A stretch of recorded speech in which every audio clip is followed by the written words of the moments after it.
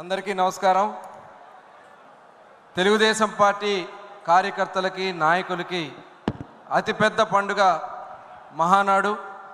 స్వర్గీయ అన్న నందమూరి తారక రామారావు గారి జయంతిని పురస్కరించుకుని మనం జరుపుకునే ఈ కార్యక్రమాల్లో కడప గడ్డపైన మహానాడు 2025 కార్యక్రమంలో కార్యకర్తే అధినేత అనే తీర్మానం మీద మాట్లాడే అవకాశం కల్పించినందుకు గౌరవ ముఖ్యమంత్రి వర్యులు జాతీయ పార్టీ అధ్యక్షులు నారా చంద్రబాబు నాయుడు గారికి, యువ నాయకులు యువగళం నాయకులు మంత్రివర్యులు నారా లోకేష్ గారికి, అలాగే రాష్ట్ర పార్టీ అధ్యక్షులు పల్లా శ్రీనివాస్ గారికి, వేదికను అలంకరించిన తెలంగాణ ఆంధ్ర రాష్ట్ర నాయకులకి, ఈ కార్యక్రమానికి విచ్చేసిన తెలుగుదేశం పార్టీ కుటుంబ సభ్యులందరికీ కూడా పేరు పేరున హృదయపూర్వక నమస్కారాలు తెలియజేసుకుంటా ఉన్నాను. ఈరోజు ఈ మహానాడుని ఇంత ఆనందంగా అద్భుతంగా మనం చేసుకున్నామంటే 2024 ఎన్నికల్లో మీరు చూపించినటువంటి చొరవ, మీరు చేసినటువంటి త్యాగ ఫలితమే ఈరోజు ఈ మహానాడు మనం ఇంత అద్భుతంగా చేసుకోగలుగుతా ఉన్నాం. తెలుగుదేశం పార్టీకి ఉన్న బలం కార్యకర్తలు, తెలుగుదేశం పార్టీకి తిరుగులేని బలం కార్యకర్తలు. ఆనాడు స్వర్గీయ అన్న నందమూరి తారక రామారావు గారు తెలుగుదేశం పార్టీ స్థాపించిన దగ్గర నుంచి ప్రతినిత్యం ఏదైతే సిద్ధాంతాలకు కట్టుబడి పార్టీ నిర్మాణంలో కానీ పార్టీ ఇచ్చినటువంటి కార్యక్రమాల్లో కానీ భాగస్వాములై అనేక త్యాగాలు చేశాం, అనేక కష్టాలు పడ్డాం. కానీ ఏ రోజు తెలుగుదేశం పార్టీ జెండా వదలని ఏకైక నాయకత్వం ఉన్నటువంటి పార్టీ తెలుగుదేశం పార్టీ. అలు పెరగని పోరాటాలు చేశాం, దాడులు చేశారు, కేసులు పెట్టారు, అరెస్టులు చేశారు. కానీ ఎక్కడా కూడా వెన్ను చూపక, త్యాగాలకి లెక్క చేయక పార్టీ జెండాని దించాలని ఎవరైతే ప్రయత్నం చేశారో పార్టీ జెండాని నిలబెట్టే విధంగా పనిచేసినటువంటి చరిత్ర ఒక తెలుగుదేశం పార్టీ కార్యకర్తల్లోనే ఉంది. అన్న నందమూరి తారక రామారావు గారు చేసినటువంటి చైతన్య యాత్ర ద్వారా ప్రారంభమైనటువంటి ప్రస్థానం, పార్టీ ఏ పిలిపించిన కార్యక్రమాలు మనం చేశాం. మన నాయకుడు నారా చంద్రబాబు నాయుడు గారు వస్తున్నా మీకోసం పాదయాత్ర ద్వారా రాష్ట్రం అంతా పాదయాత్ర చేస్తే చంద్రబాబు నాయుడు గారికి అండగా నిలబడ్డాం.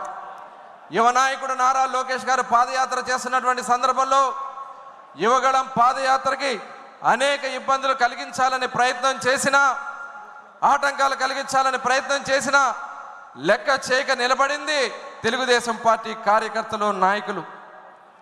మరి ఆ రోజున ఆయన యాత్రని నిర్వీర్యం చేయాలని చాలా ప్రయత్నాలు చేశారు, కుట్రలు చేశారు. ఎన్ని అవరోధాలు సృష్టించినా, ఎన్ని ప్రయత్నాలు చేసినా లెక్క చేయకుండా పార్టీ గెలుపు కోసం నిలబడినటువంటి విధానం.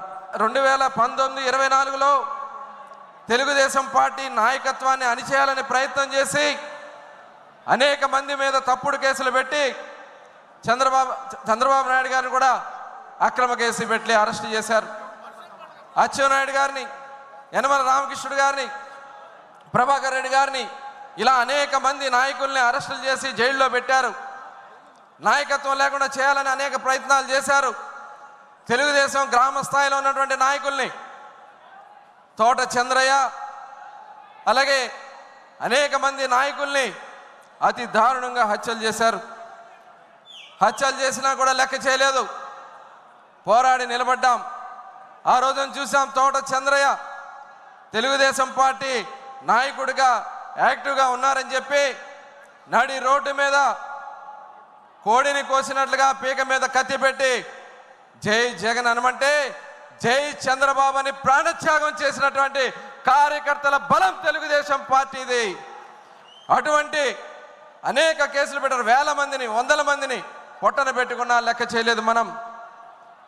మన నాయకుడు నారా చంద్రబాబు నాయుడు గారు 53 రోజుల పాటు ఒక అక్రమ కేసు బనాయించి ఆయన అరెస్ట్ చేసి మనల్ని ఎవరిని రోడ్డు మీద రాకుండా ప్రయత్నాలు చేసినా లెక్క చేయకుండా నిలబడినది తెలుగుదేశం పార్టీ కార్యకర్తలు, నాయకులు.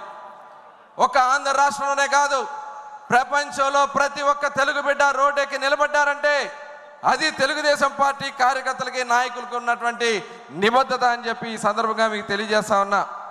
పార్టీ ఏ కార్యక్రమాలు ఇచ్చినా ఏ రోజు కూడా వెనకబడలేదు. ఏ పిలిపించినా ఇంటింటికి తెలుగుదేశం అంటే ప్రతి ఇంటిని మన ప్రతి గడప మిగిలిందంటే రేపు తెలుగుదేశం తీసుకెళ్లాల్సినటువంటి బాధ్యత కార్యకర్తలుగా మనం తీసుకుందాం. మన భవిష్యత్తు, మన కుటుంబాల భవిష్యత్తు మన నాయకుడు తీసుకుంటారని ఈ సందర్భంగా తెలియజేసుకుంటూ మరి కార్యకర్త అధినేతనే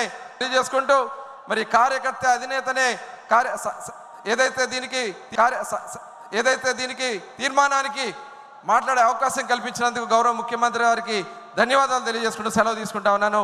జోహార్ అన్న ఎన్టీఆర్.